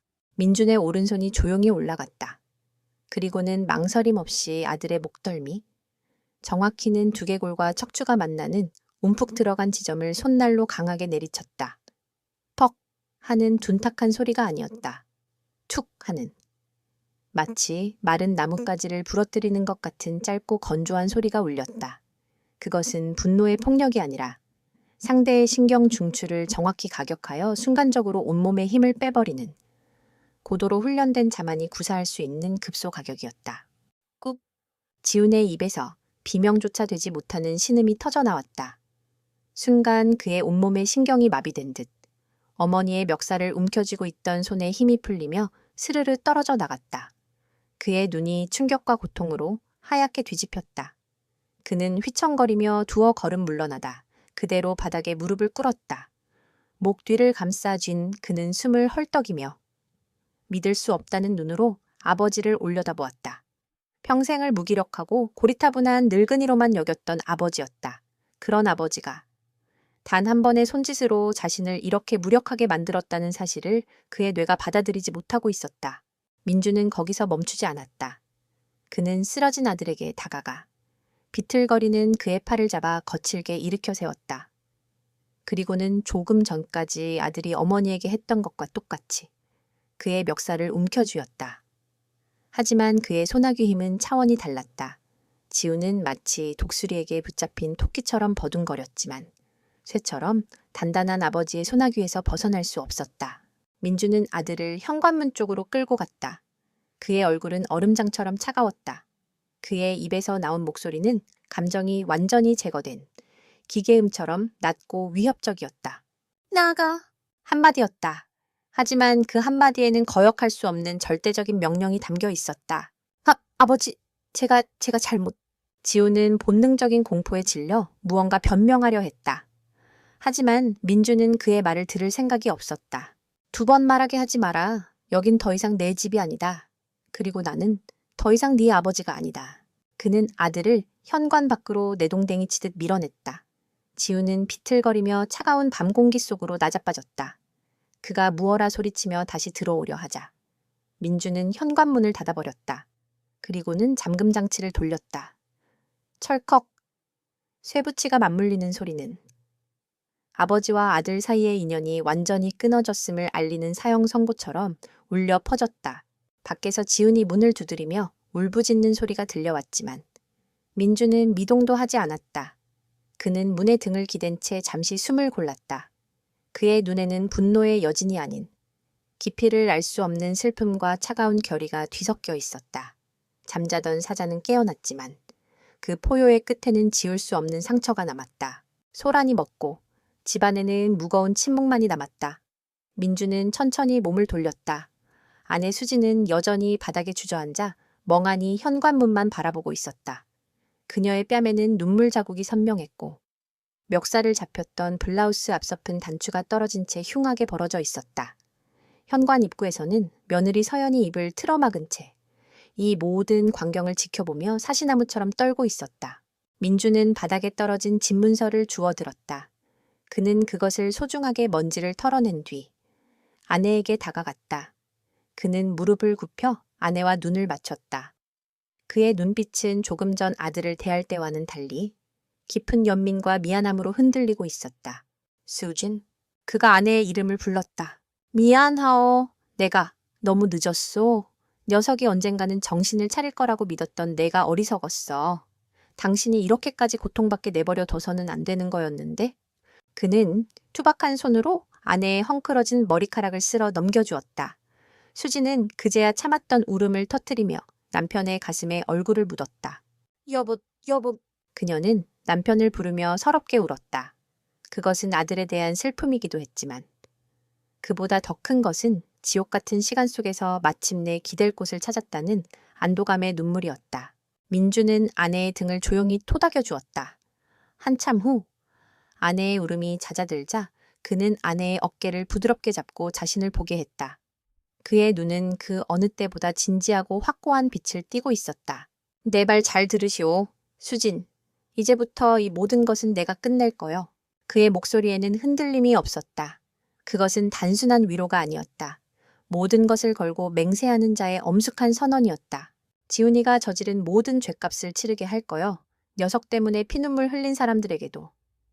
그리고 당신에게도 내가 모든 것을 바로잡아 놓겠소. 그러니 이제 당신은 더 이상 아파하지도 흔들리지도 마시오. 그냥 나만 믿고 기다려주시오. 약속하겠소. 수지는 눈물 어린 눈으로 남편을 바라보았다. 그녀가 평생을 함께 살아온 과묵하고 무뚝뚝하기만 하던 남편의 얼굴 위로. 한 번도 본 적 없는 낯설지만 강인하고 믿음직한 남자의 모습이 겹쳐 보였다. 그녀는 자신도 모르게 천천히 고개를 끄덕였다. 아들에 대한 맹목적인 모성애가 무너져 내린 그 자리에 남편에 대한 절대적인 신뢰가 조용히 뿌리내리기 시작했다. 민주는 아내를 부축해 일으켜 세웠다. 그는 바닥에 떨어진 아내의 블라우스 단추를 주워 그녀의 손에 꼭 쥐어주었다. 그 무심한 듯 다정한 행동의 수지는 다시 한번 눈시울이 뜨거워졌다. 그 모든 것을 숨죽여 지켜보던 서연은 조용히 뒤로 물러섰다. 그녀는 지금 자신이 이 가족의 비극에 끼어들 자리가 아님을 직감했다. 하지만 그녀의 마음속에는 공포와 함께 아주 작은 희망의 불씨가 피어오르고 있었다. 저토록 무섭고도 든든한 시아버지라면 어쩌면 이 모든 끔찍한 악몽을 정말로 끝내주실지도 모른다는 그런 희망이었다. 폭풍은 지나갔다. 그러나 집안에 남은 것은 평화가 아닌 더 큰 폭풍의 전조였다. 잠자는 사자는 완전히 깨어났고 이제 사냥을 시작할 준비를 하고 있었다. 그 사냥의 목표는 단 하나. 자신의 아들이 쌓아 올린 거짓의 제국이었다. 그날 밤 집에는 아무도 잠들지 못했다. 아들 박지우는 돌아오지 않았다. 아내 이수지는 남편이 타준 따뜻한 우유를 마시고 억지로 잠자리에 들었지만 얕은 잠 속에서 내내 악몽에 시달리며 신음했다. 며느리 김서연은 텅 빈 집으로 돌아가 뜬 눈으로 밤을 지새웠다. 남편의 광기와 시아버지의 무서운 이면, 그리고 이 모든 비극의 한가운데 자신이 서 있다는 사실이 그녀를 질식시킬 것 같았다. 오직 박민준만이 잠들지 않고 깨어 있었다. 그는 밤새 서재의 낡은 안락의자에 앉아 어둠을 응시했다. 그의 머릿속에서는 수십 년간 잊고 지냈던 과거의 기억들이 폭풍처럼 휘몰아치고 있었다. 국가라는 거대한 이름 아래 행했던 비밀 공작들, 동료들의 희생, 적들과의 치열한 수싸움. 그는 그 모든 피비린내, 나는 과거를 퇴직과 함께 서재의 가장 깊은 곳에 묻어두었다고 생각했다. 하지만 아니었다. 괴물을 잡기 위해 스스로 괴물이 되어야 했던 시절의 감각이. 피 속에 잠들어 있던 야수의 본능이 아들의 배륜, 베일룬 앞에서 다시 깨어나고 있었다. 동이 트기 시작할 무렵, 그는 자리에서 일어났다. 밤샘의 흔적은 없었다.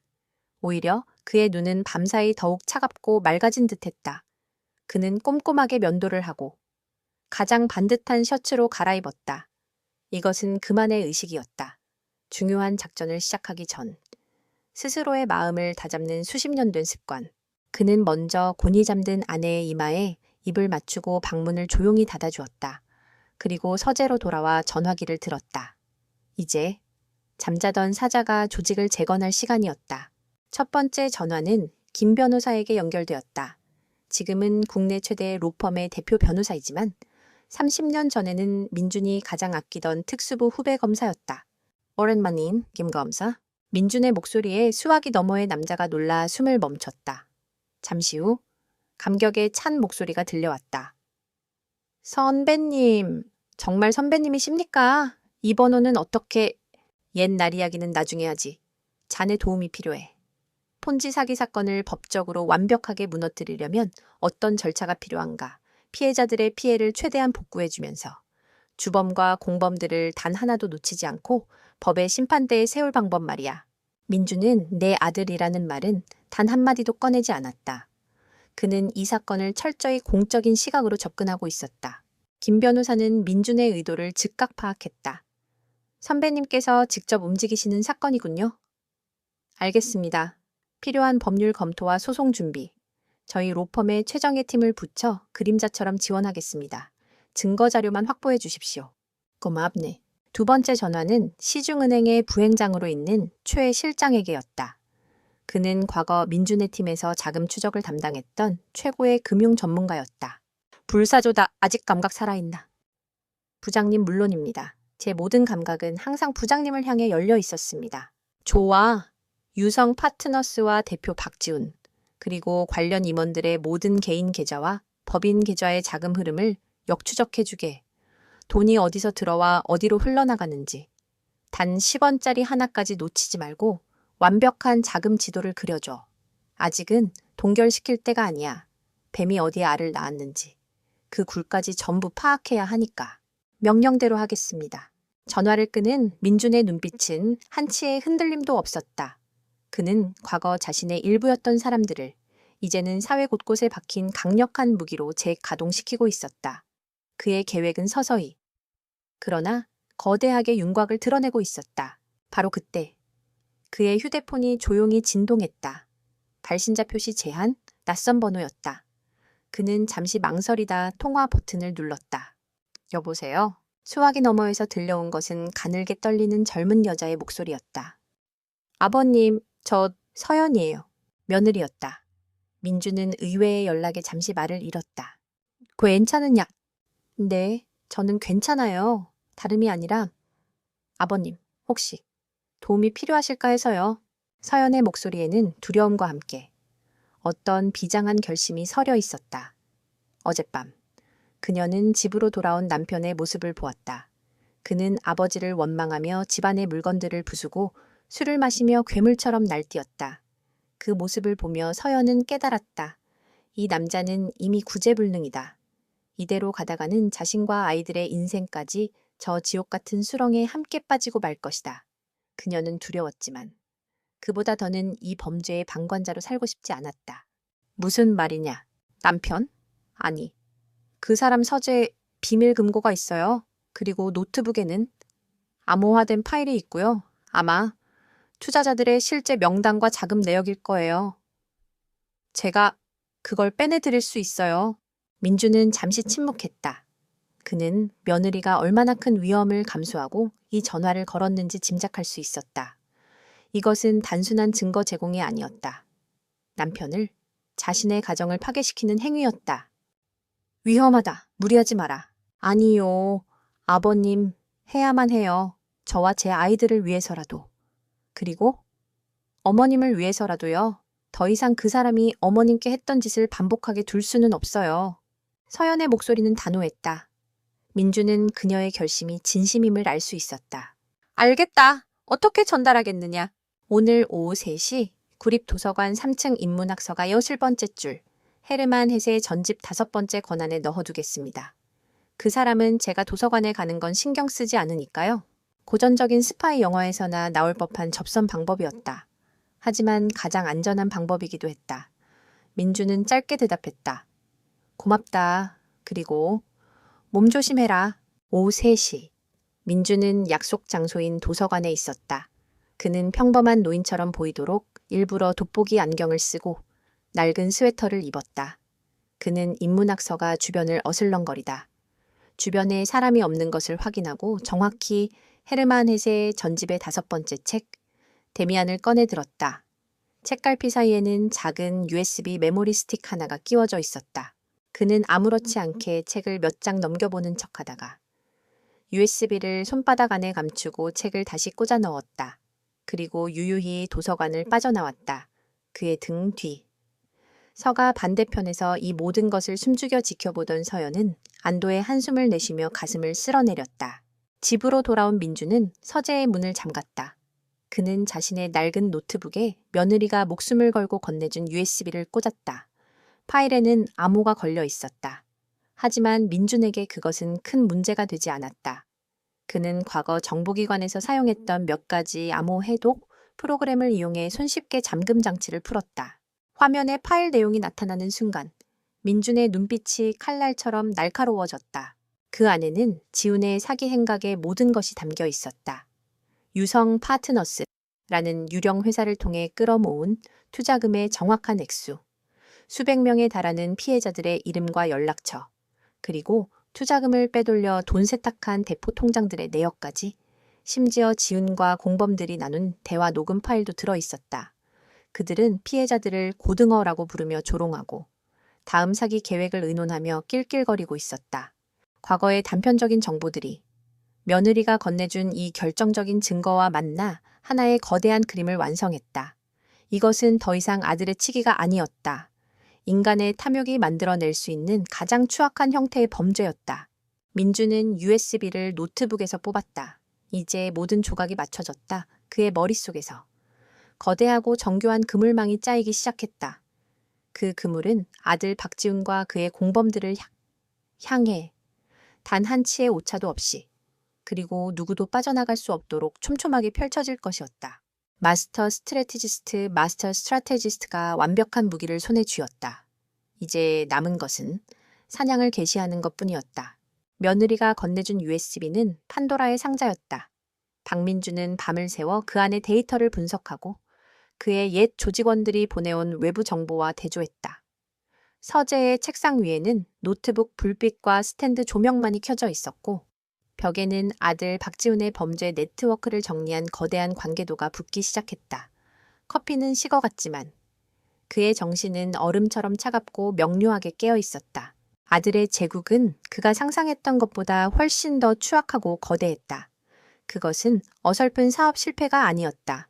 처음부터 끝까지 철저하게 사회적 약자들을 겨냥해 설계된 약탈 시스템이었다. 지우는 자신의 번지르르한 학벌과 언변을 이용해 유성 파너스라는 허울 좋은 회사를 차렸다. 그리고는 정부 주도 신도시 개발이라는 가짜 프로젝트를 미끼로 투자자들을 끌어모았다. 피해자 명단을 스크롤하던 민준의 손가락이 한 지점에서 멈췄다. 피해자 실번 이금자 82세, 여 투자 금액 1억 5천만 원, 비고 평생 시장에서 떡볶이 장사로 모은 전 재산, 남편과 사별 후 독거 중, 아들 내외가 부양을 거부하여 노후 자금이 절실한 상태였음. USB 안에는 이금자 할머니를 어떻게 공략했는지에 대한 공범의 보고 메모까지 들어있었다. Target B7, 고독감의 취약. 어머니라고 부르며 접근하자 쉽게 마음을 열었음. 계약서 내용을 이해하지 못하지만 아들 같은 우리 직원을 전적으로 신뢰함. 추가 투자 유도 가능성 높음. 민주는 마른 세수를 했다. 가슴속에서 뜨거운 무언가가 치밀어 올랐다. 그의 아들은 이 세상 어딘가에 있을 또 다른 어머니의 심장을 칼로 찌르고 있었던 것이다. 자신의 어머니에게 했던 것과 똑같은 방식으로. 아니, 그보다 더 교활하고 잔인한 방식으로. 다음 피해자 파일은 더욱 참담했다. 피해자 24번 김진유 35, 박혜진 33 부부, 투자 금액 2억 원, 비고 신혼부부, 전세자금 대출 및 양가 부모님께 빌린 돈을 합쳐 투자, 내 집 마련의 꿈에 부풀어 있음, 리스크에 대한 인지 능력 현저히 낮음. 민주는 이 젊은 부부가 느꼈을 희망과 그 희망이 절망으로 바뀌었을 때의 고통을 어렵지 않게 상상할 수 있었다. 아들 지우는 단순히 돈을 훔친 것이 아니었다. 그는 사람들의 꿈과 미래, 그리고 마지막 희망까지 훔쳐내고 있었다. 사건의 전모가 드러날수록 민준의 마음속에서 아들을 향한 마지막 연민의 찌꺼기마저 완전히 사라져갔다. 이것은 더 이상 부모 자식 간의 문제가 아니었다. 사회의 암적인 존재를 뿌리 뽑아야 하는 정의의 문제였다. 그는 이제 아버지가 아니었다. 그는 이 추악한 범죄의 심판자 역할을 자처하기로 결심했다. 아들 박지훈을 단죄하는 것은 그가 피해자들과 이 사회에 갚아야 할 최소한의 빚이었다. 아들의 제국이라는 것은 결국 허상이었다. 그럴듯한 사무실, 번쩍이는 외제차, 명품 시계는 모두 피해자들의 피눈물로 쌓아 올린 신기루에 불과했다. 그리고 그 신기루의 중심에는 왕좌에 앉은 황제가 아닌 열등감과 탐욕에 젖어 자신마저 기만하고 있는 어릿광대. 그의 아들 박지훈이 있었다. 네트워크는 생각보다 복잡했다. 지훈 혼자서 꾸민 일이 아니었다. 지훈의 대학 동창이자 공인회계사인 자가 교묘하게 장부를 조작하며 법망을 피하는 역할을 맡고 있었다. 시중은행의 한 대리급 직원은 고액 예금자 중 판단력이 흐린 노인들의 개인정보를 빼내 지훈에게 넘기고 수수료를 챙기고 있었다. 그리고 이 모든 사기 행각의 자금 세탁은 악명 높은 사채업자가 뒤를 봐주고 있었다. 거대한 거미줄의 중심에 박지훈이 있었고 그 밑으로 여러 마리의 작은 거미들이 먹잇감을 물어 나르고 있었다. 민주는 이 거미줄을 한 번에 완벽하게 불태워버릴 계획을 세우기 시작했다. 단순히 증거를 검찰에 넘기는 것은 하수나 하는 짓이다. 그렇게 하면 주범인 지훈은 잡을 수 있겠지만 공범들이나 배후 세력은 증거를 인멸하고 꼬리 자르기를 하며 빠져나갈 가능성이 높았다. 그는 이 범죄 네트워크의 돈줄과 인맥, 그리고 심리적 기반까지 완벽하게 파괴해야 한다고 생각했다. 그는 서재벽에 붙여놓은 관계도 앞에 서서 몇 시간 동안 미동도 없이 생각에 잠겼다. 그리고 마침내 그의 머릿속에서 완벽한 3단계 작전 계획이 수립되었다. 1단계 고립 아이솔레이션. 먼저 뱀의 돈줄부터 끊는다. 은행 내부 조력자를 통해 지훈이 관리하는 대포 통장들의 움직임을 교란시킨다. 동시에 공범들 사이에 불신의 씨앗을 심는다. 익명의 제보를 통해 서로가 서로를 의심하게 만들고 내부 분열을 조장한다.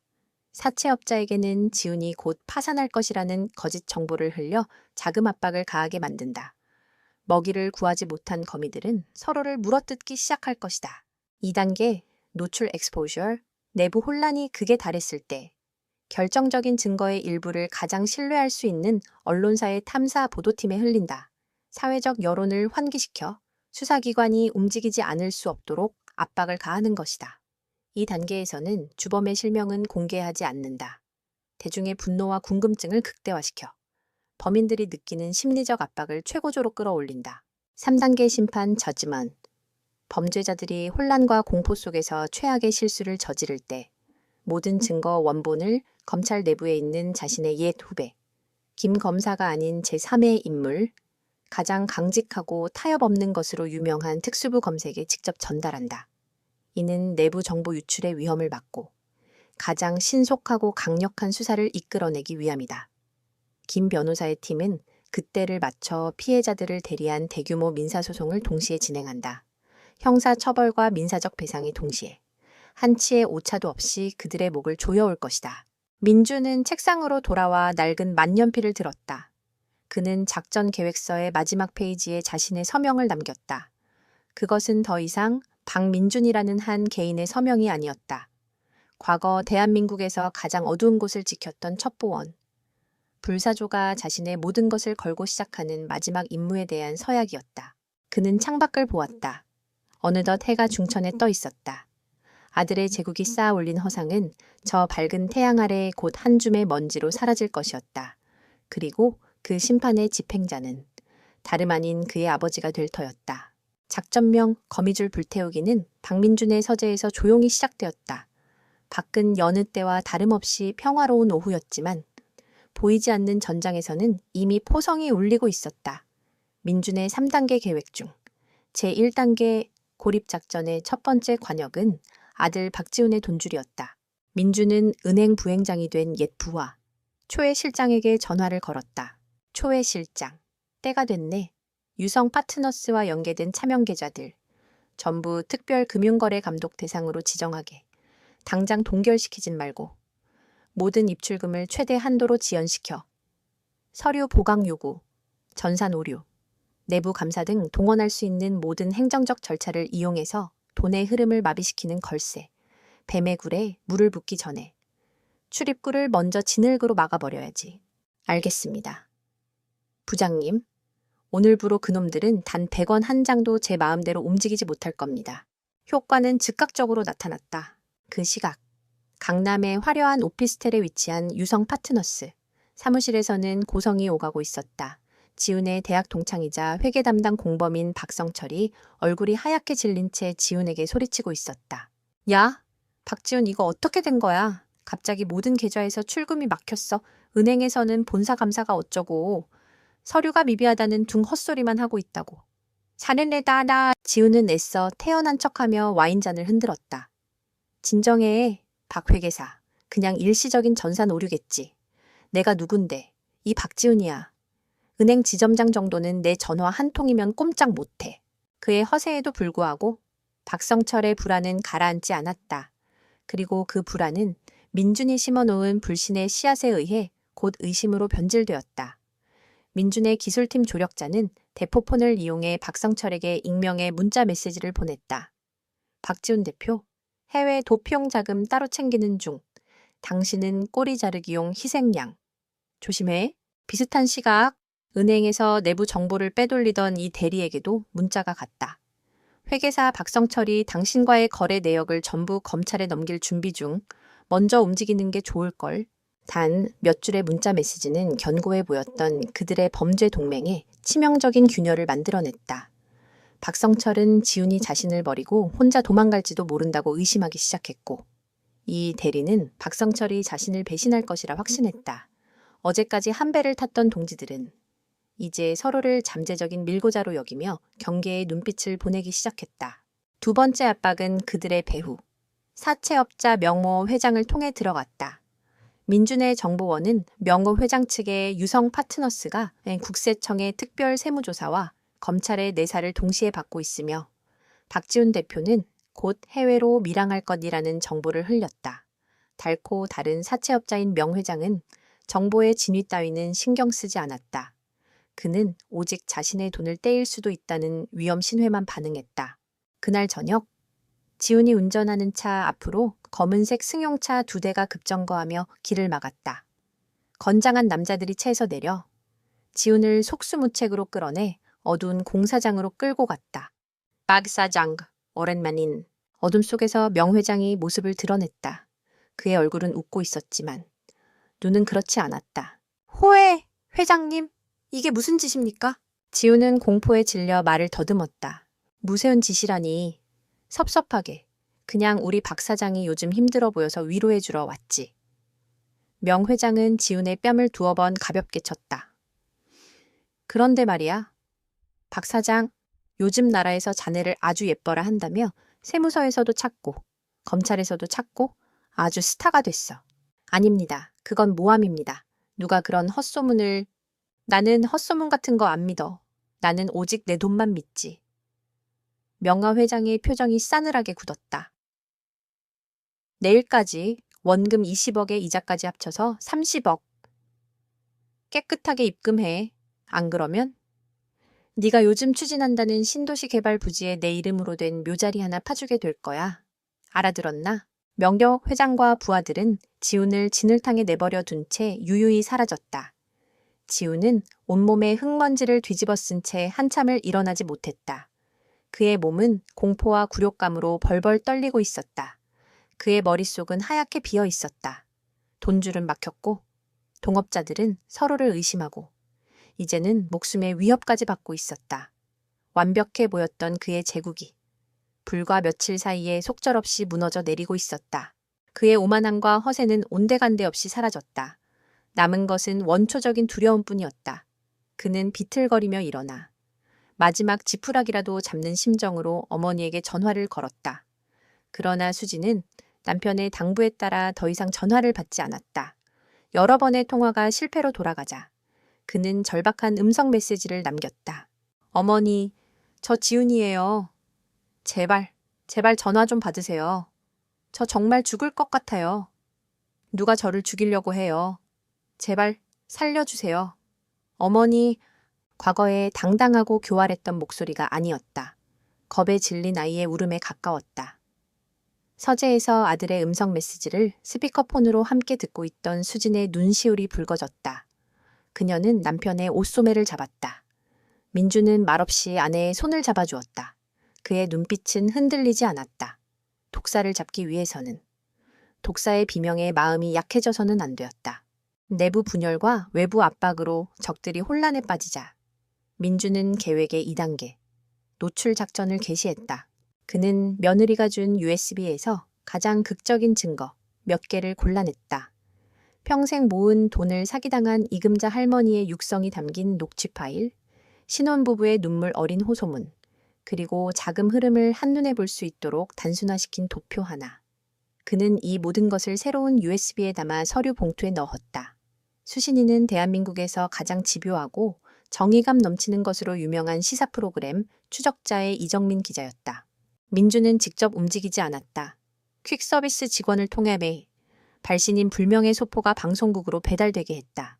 그날 밤 야근을 하던 이정민 기자는 책상 위에 놓인 낯선 서류 봉투를 발견했다. 그는 무심코 봉투를 열었다가 그 안의 내용물을 보고 온몸에 전율이 흐르는 것을 느꼈다. 기자 특유의 직감이 외치고 있었다. 이것은 단순한 제보가 아니다. 대한민국을 뒤흔들 거대한 사건의 시작이다. 그의 눈이 USB에 담긴 녹취 파일의 제목에서 멈췄다. 아들아, 내 돈 좀 돌려다오. 올가미는 조여졌다. 그리고 이제 온 세상이 그 올가미를 함께 당길 준비를 하고 있었다. 시사 프로그램 추적자가 방영된 후 대한민국은 벌집을 쑤셔놓은 듯했다. 유령 신도시 개발 사기 사건은 순식간에 모든 뉴스의 헤드라인을 장식했다. 방송에서는 범인들의 실명 대신 이니셜을 사용했지만 피해자들의 눈물 어린 증언과 교묘한 사기 수법은 전 국민의 분노를 들끓게 했다. 특히 평생 모은 돈을 잃고 절규하는 노인들의 목소리는 모든 이의 가슴을 후벼 팠다. 여론이 악화되자 검찰과 경찰은 경쟁이라도 하듯 특별 합동수사본부를 꾸리고 주범 피 대표를 전국에 공개 수배했다. 박지훈의 제국은 하룻밤 사이에 잿더미로 변했다. 그는 이제 성공한 사업가가 아닌 대한민국에서 가장 추악한 사기꾼으로 낙인 찍혔다. 공범들은 뿔뿔이 흩어지거나 혹은 형량을 줄이기 위해 검찰에 자수하여 지훈을 주범으로 지목했다. 명 회장의 끈질긴 추적과 경찰의 포위망은 시시각각 그의 숨통을 조여왔다. 그는 며칠 동안 곰팡 내 나는 여관방을 전전하며 쥐새끼처럼 숨어 지냈다. 거울에 비친 자신의 모습은 과거의 화려함은 온데간데 없는 공포에 질린 초라한 도망자일 뿐이었다. 궁지에 몰린 그는 마지막 발악을 했다. 그는 공중전화로 어머니 수진에게 전화를 걸었다. 어머니, 저예요? 제발, 제발 이번 한 번만 마지막으로. 그의 목소리는 다 쉬어 있었다. 더 이상 돈을 달라는 요구가 아니었다. 생존을 위한 처절한 애원이었다. 밀항해야겠어요. 이대로는 잡혀서 죽거나 맞아 죽거나 둘 중 하나예요. 돈도 필요 없어요. 그냥 어릴 때 살던 강원도 산골의 외할머니 댁 빈집. 거기 며칠만 숨어있게 해주세요. 거기서 조용히 죽을게요. 제발. 수지는 남편과 함께 스피커폰으로 그 전화를 듣고 있었다. 그녀는 아들의 비참한 목소리에 가슴이 미어졌지만 남편의 굳은 표정을 보며 입술을 깨물었다. 이제 그녀는 더 이상 감정에 휘둘리지 않았다. 통화를 듣고 있던 민준이 수진에게 고개를 끄덕였다. 마침내 마지막 올가미를 던질 때가 온 것이다. 수진은 심호흡을 하고 떨리는 목소리로 말했다. 알았다. 그렇게 해라. 하지만 그 전에 얼굴 한 번만 보자.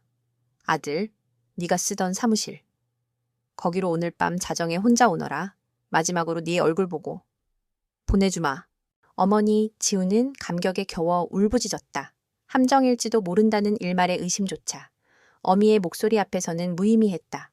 그것이 그의 마지막 남은 유일한 동아줄이었다. 그날 밤 자정, 유성 파트너스크의 버려진 사무실은 칠흑 같은 어둠에 잠겨 있었다. 정의는 끊겼고 집기들은 채권자들이 휩쓸고 가 어지럽게 널브러져 있었다. 박지훈은 모자를 깊게 눌러쓴 채 조심스럽게 사무실 안으로 들어섰다. 여매오니? 그가 어둠 속을 향해 작게 불렀다. 그러나 대답은 예상치 못한 곳에서 들려왔다. 어미는 오지 않는다. 사무실 중앙, 창문에서 들어오는 희미한 달빛을 등지고 한 남자가 서 있었다. 아버지, 박민준이었다. 지우는 악마라도 본 것처럼 기겁하며 뒷걸음질 쳤다. 아버지. 아버지가 어떻게... 내가 왜 여기 있는지 궁금한가? 네가 쌓아 올린 이 모든 것이 어떻게 무너져 내렸는지. 그게 궁금한 거겠지? 민주는 주머니에서 작은 리모컨을 꺼내 눌렀다. 그러자 그의 뒤편 하얀 벽에 빔 프로젝터의 빛이 쏘아지며 영상이 나타났다. 방송에 나왔던 피해자들의 얼굴이었다. 시장에서 떡볶이를 팔던 이금자 할머니, 내 집 마련의 꿈에 부풀었던 젊은 신혼부부, 그리고 수많은 선량한 사람들의 얼굴이 차례로 벽을 채웠다. 저분들이 내게 그 답을 해줄 거다. 지우는 그 얼굴들을 마주할 용기가 없어 고개를 숙였다. 그는 무릎을 꿇고 아버지에게 빌기 시작했다. 아버지, 제가 잘못했어요. 제가 정말 죽을 죄를 지었습니다. 제발 한 번만 용서해 주세요, 아버지. 저 아버지 아들이잖아요. 하지만 민준의 눈빛은 흔들리지 않았다. 그는 아들의 변명과 애원을 차갑게 잘라냈다. 용서, 네가 저지른 짓은 용서받을 수 있는 성질의 것이 아니다.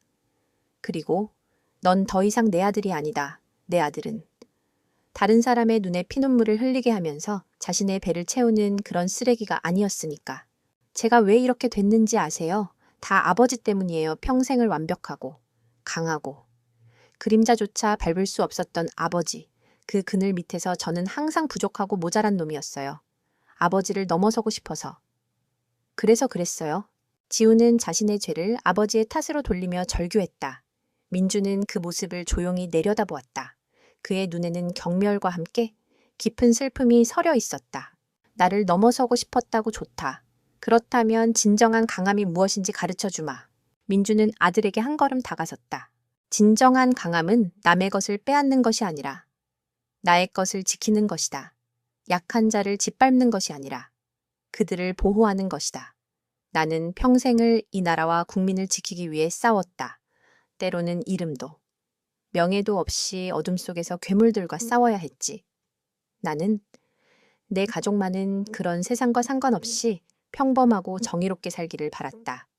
하지만 내가 평생을 싸워온 괴물보다 더 흉측한 괴물이 내 집 안에서 내 아들이라는 이름으로 자라나고 있을 줄은 꿈에도 몰랐구나. 민준의 목소리는 법정의 최종 판결처럼 엄숙하고 무거웠다. 그의 말 한마디 한마디가 비수가 되어 지훈의 가슴에 박혔다. 지훈은 더 이상 아무런 변명도 하지 못하고 어린아이처럼 바닥에 엎드려 통곡했다. 그의 거짓된 제국이 완전히 무너져 내리고 자신의 추악한 민낯과 마주한 순간이었다. 바로 그때 쾅 하는 소리와 함께 사무실 문이 활짝 열렸다. 손전등 불빛이 어지럽게 실내를 비추고 방탄조끼를 입은 검찰 수사관들이 쏟아져 들어왔다. 박지훈, 특정경제범죄가중처벌 법상 사기 혐의로 긴급 체포한다. 당신은 묵비권을 행사할 수 있으며 변호사를 선임할 권리가 있다. 지훈은 저항할 생각조차 하지 못했다. 수사관들이 그의 팔을 뒤로 꺾고 차가운 수갑을 채웠다. 철컥! 금속성 파열음과 함께 그의 인생에 내려진 심판의 막이 올랐다. 그는 수사관들에게 끌려가며 마지막으로 아버지를 돌아보았다. 아버지의 얼굴은 여전히 무표정했지만 지훈은 처음으로 아버지의 눈 속에서 깊은 고통을 읽었다. 그것은 승리자의 희열이 아닌 자기 손으로 아들을 심판해야만 했던 한 아버지의 비극이었다. 수사관들이 모두 빠져나가고 사무실에는 다시 민준 혼자 남았다. 그는 벽에 투사된 피해자들의 얼굴을 한참 동안이나 말없이 바라보았다. 그는 전쟁에서 이겼다. 하지만 그 대가로 아들을 잃었다. 이것은 그 누구의 승리도 아니었다. 민주는 리모컨을 눌러 프로젝터를 껐다. 피해자들의 얼굴이 사라지고 사무실은 다시 칠흑 같은 어둠에 잠겼다. 창밖에서 요란하게 번쩍이는 경찰차의 경광등, 불빛만이 그의 지친 얼굴을 비추고 있었다. 심판의 날은 끝났다. 그는 천천히 몸을 돌려 아들의 제국이 남긴 폐허를 뒤로하고 걸어 나왔다. 1년의 시간이 흘렀다. 그 시간 동안 한 남자의 제국은 법의 심판대 위에서 산산조각 났고 세상은 또 다른 떠들썩한 사건들로 그 비극을 잊어갔다. 하지만 모든 것이 무너져 내린 폐허 위에서도 시간은 어김없이 새로운 계절을 피워냈다. 박지훈은 특정경제범죄가중처벌법상 사기죄가 적용되어 15년이라는 중형을 선고받았다. 그의 공범들 역시 각각 죄질에 따라 법의 처벌을 받았다. 박민준의 옛 후배였던 김 변호사의 로펌은 피해자들을 위한 특별위원회를 조직했다. 그들은 민준이 넘겨준 완벽한 증거 자료를 바탕으로 범죄자들이 은닉한 재산을 샅샅이 찾아내 압류했고 피해액의 상당 부분을 복구하여 피해자들에게 돌려주었다. 완벽한 치유는 될 수 없었지만 그것은 정의가 아직 살아있음을 보여주는 최소한의 위안이었다.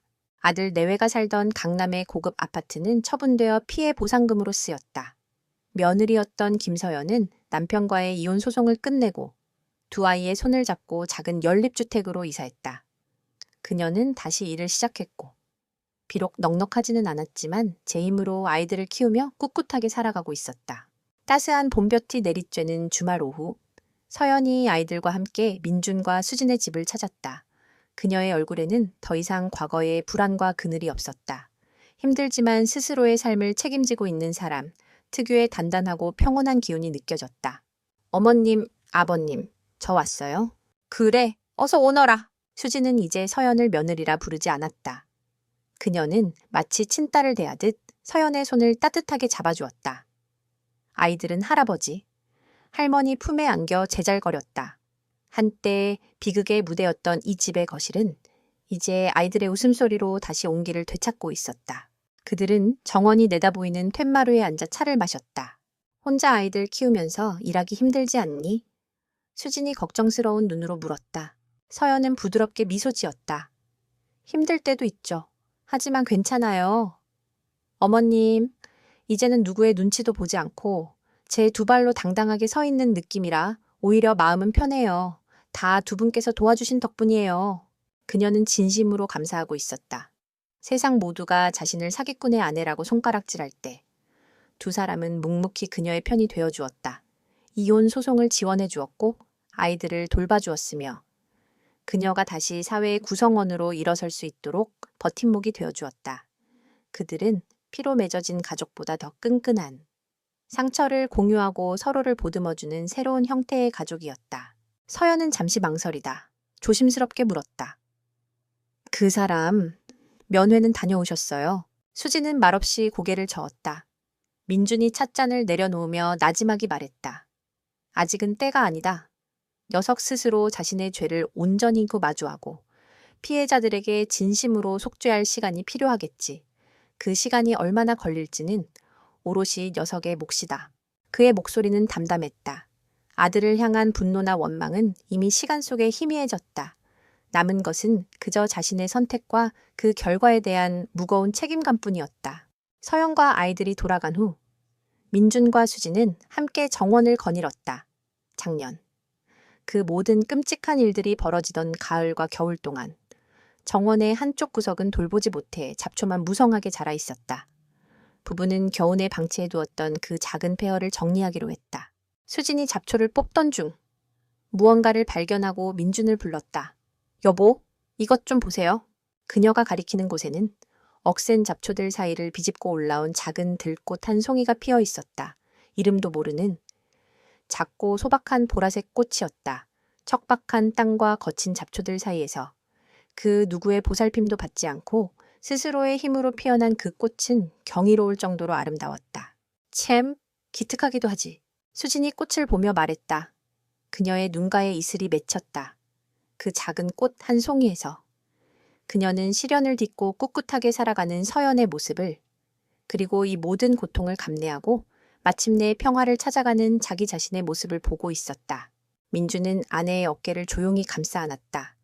그는 아무 말도 하지 않았지만 수지는 남편의 마음을 알 수 있었다. 상처는 결코 완전히 사라지지 않을 것이다. 아들을 잃은 아버지의 슬픔과 어미의 고통은 평생 그들의 가슴 속에 흉터로 남을 터였다. 하지만 흉터는 아물 수 있다. 그리고 폐허 위에서도 새로운 생명은 피어난다. 두 사람은 한참 동안 말없이 그 작은 들꽃을 내려다보았다. 따스한 봄바람이 그들의 희끗희끗한 머리카락을 부드럽게 어루만지고 지나갔다. 거대한 폭풍이 핥히고 간 자리. 모든 것이 무너져 내렸다고 생각했던 그들의 노년 위에 아주 작지만 그 무엇보다 강인한 희망의 꽃 한 송이가 피어나고 있었다. 그들은 이제 서로에게 기댄 채 남은 생을 그 꽃을 가꾸듯 조용하고 단단하게 살아갈 것이었다. 그것이 그들이 혹독한 시련 끝에 얻어낸 값지고 소중한 삶의 지혜였다.